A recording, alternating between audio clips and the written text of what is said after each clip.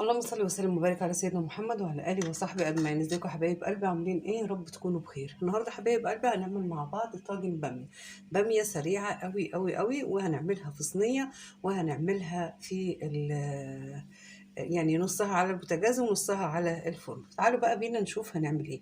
انا عندي هنا الباميه قلياها محمراها، يعني فاهمين؟ متحمره الباميه دي متحمره، حمرتها في الزيت عادي. وعندي اللحمه هنا سلقتها، ولازم اللحمه تكون مستويه قوي. فطبعا انا لسه منزلاها، شايفين اهو مستويه خالص بالشكل ده. وعندي هنا مش عصير، معجون الطماطم، مش الصلصه، اللي هو الطماطم، آه اللي هو عصير الطماطم المعلب ده. انا عملتها النهارده بيها يعني من غير طماطم كمان. وعندي هنا بصل مفروم، وعندي توم مفروم. وتعالوا بقى بينا على طول نروح على البوتاجاز عشان نشوف هنعمل ايه. هنا حبايبي هحط شويه زيت يتقدحوا كده عشان اعمل فيهم التومه. مش هكتر لان الباميه انا محمراها، فبالتالي هينزل منها يعني ماده دهنيه. صفياها طبعا، بس برضه هينزل منها ماده دهنيه. هحط معلقه توم، تمام، في قلب الزيت لحد ما تصفر. هقلبها كده. اسهل طاجن باميه ممكن نعمله. يعني بصراحه كنا بنفطر بره، ومكان ما يعني، ولا داعي لذكر الاسماء، وطلبنا طاجن باميه، طاجن صغير خالص خالص، يعني اقول ايه، اقول قد بتاع الزبادي. ويعني بصراحه ولا لقيت فيه طعم، ولا لقيت فيه اي حاجه تمثل الباميه بصله.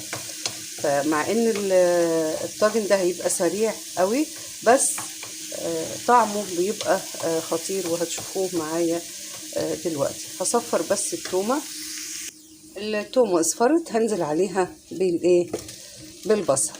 تمام. طبعا كنت عامله في الكبه دي بقدونس وحاجات عشان السمبوسه. هنزل بس بالبصل كده يدبل. تمام كده حبايبي. الحاجات الخضرة دي انا كنت ضربه في الكبه قبل البصل، ضربه فلفل. عندي هنا خلاص البصله دبلت زي ما انتم شايفينها كده اهو. تمام. انا طبعا عملت البصله مكان الفلفل، لان فيها الكبه كان فيها بعض القطع الفلفل وريحه طبعا الفلفل. هنزل بقى بمعجون الطماطم اللي عندي، او اللي هي الطماطم الجاهزه دي، مع معلقه صلصه كده حبيبي. تمام. وهقلب، اسيبها كده تقلبتين مع بعض، طماطم مع الصلصه. هحط بقى فلفل اسود، ومعلقه كمون. هي دي البهارات اللي انا ايه هحطها كده حبايبي. وهقلب. هحط معلقه بابريكا،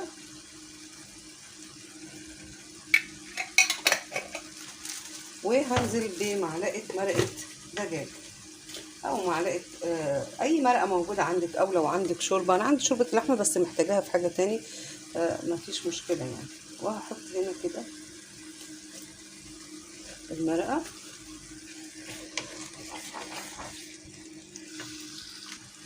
هنا كنت عامله كيلو لحمه، فانا هحط بس نص الكيلو مقطعاه، شايفين؟ على قد الباميه بتاعتي حطيت بس نص كيلو.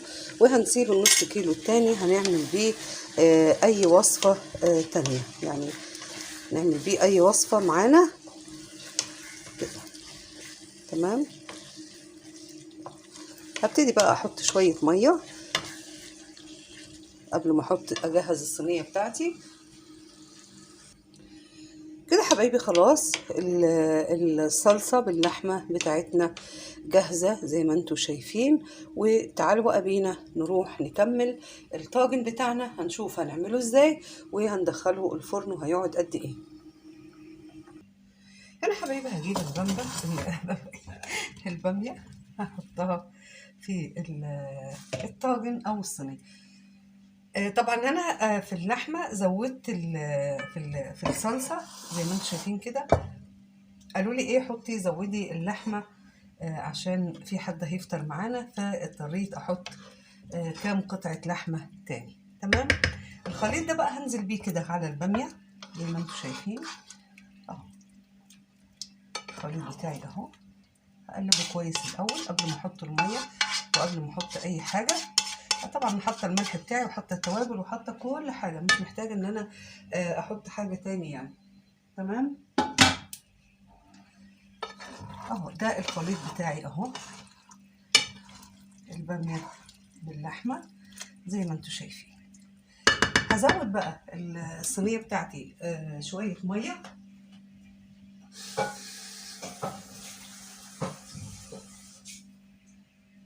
وهدخلها الفرن. تمام كده حبيبي، كده خلاص الايه الصينيه بتاعتنا جاهزه. ندخلها بقى الفرن، ولما تطلع مع الفرن هنشوفها على الفطار شكلها عامل ازاي وهنقدمها ازاي.